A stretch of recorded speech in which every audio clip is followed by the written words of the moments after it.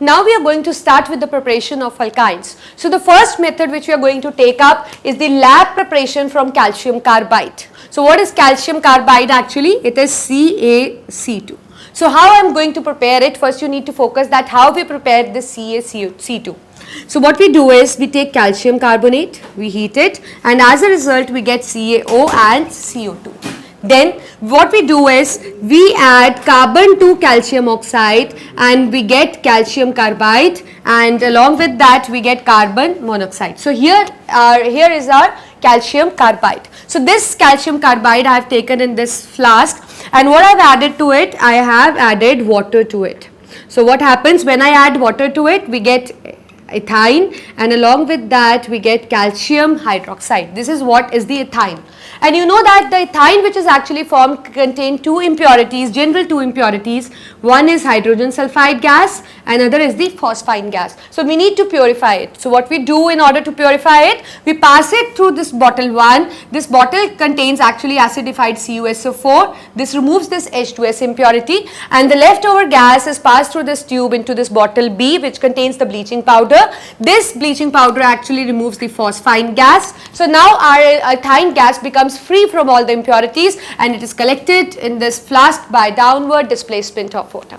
That means it is lighter, so we can collect it over the water. So this is what is the lab preparation of alkynes. Second method what we are going to do is the dehydrohalogenation of dihaloalkanes. What is that?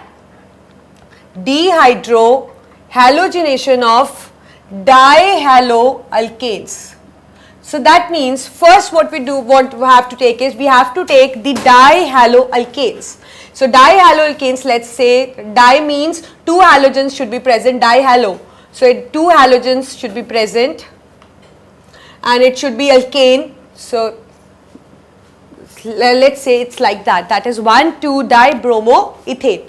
What we are going to do is we are going to react with alcoholic KOH. We are going to react with alcoholic KOH. This reaction actually takes in 2 steps. So what happens when it reacts, the hydrogen and halogen gets removed. So what happens? Hydrogen, like say halogen from one carbon, hydrogen from another carbon will be removed in first step. So let's say it becomes CHBr, bond gets double, CH2, and we get this thing KBr plus H2O, right. In the next step we can see that it contains a double bond, it contains a halogen also, so we can remove further also. So what we do is in the second step we react with more alcoholic KOH, and again the Br from one and the H from one carbon gets removed. So it becomes, and the bond gets simultaneously triple, we get KBr, we get H2O. So this is our ethyne. This is our ethyne. Actually what happens when we do this reaction in the presence of alcoholic KOH, this step occurs actually fast, but this actually somehow slow in nature. Why? Because here the halogen is present with the carbon which is bonded to another carbon by a double bond. So that is something, an unreactive molecule, right? So what we do in that case, like if we perform the reaction in presence of sodium amide in liquid ammonia, so the reaction somehow, you can say the rate of the reaction somehow gets increased. So we can do in this way also. So this is what is the dehydrohalogenation of dihaloalkanes. So if sometime you encounter a topic like this, so get into the actually the name of the reaction, that what actually it is. Like it is dehydro, D means removal, hydro means hydrogen, halogenation means removal of hydrogen and halogen, and from what? From dihaloalkane. That means an alkane which contains 2 halogens, right. So this is what is the dehydrohalogenation of dihaloalkanes. The third method is dehalogenation of tetrahalides. Now here we took dihaloalkanes, here we are going to take tetrahalides. So I'll just write the name first. It is dehalogenation of tetrahalides.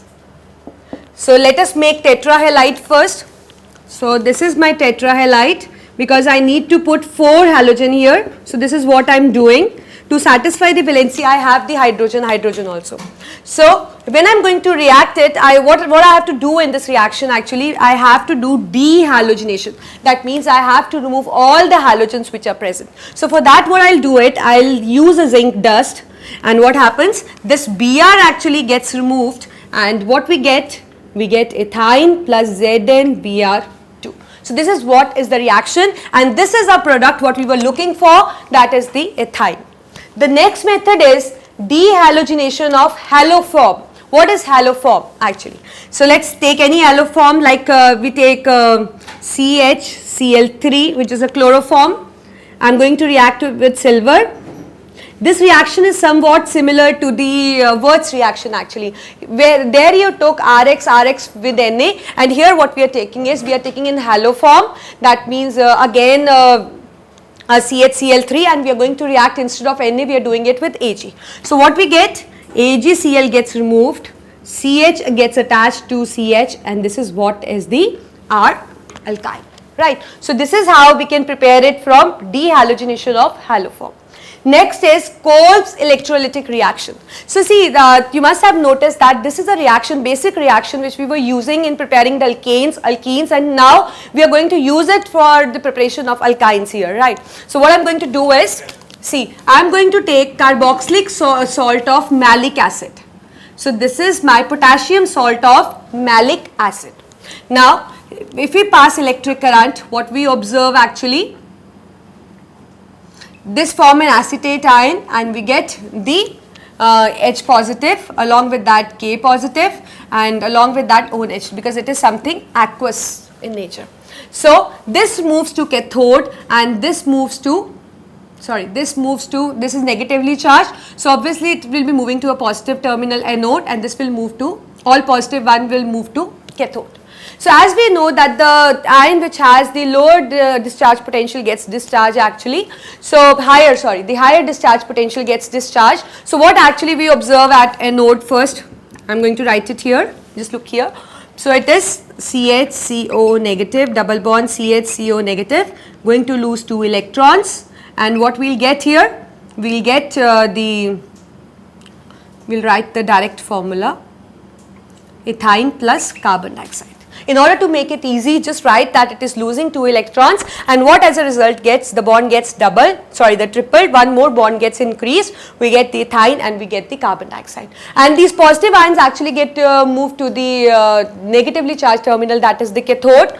So what happens, out of K and H, H has the higher electrode potential, so it is going to lose an electron, gain an electron, and will form H. H and H forms hydrogen gas. So this is what is the Kolb's electrolytic, and this is a product what we were looking for. The last reaction is actually very important reaction, because in this reaction what you can do is, you can use an alkyne, and by using alkyne you can prepare the higher alkynes. So this is actually a method by which you are going to prepare the higher alkynes by making use of lower alkyne. And what is that lower alkyne? Obviously it is the ethyne only, and we are talking about the ethyne, not other than that, right. So what we are going to do in this reaction, see, suppose I have this ethyne, I am going to react it with sodium amide. When I do so, what happens, this sodium actually displaces this hydrogen. So what do I get? I get a compound like this. Then what I am going to do is, this is something unstable, I am going to react it with Rx. R can be anything, a chain of 2 carbon atom, a chain of 3 carbon atoms, chain of 1 carbon atom also.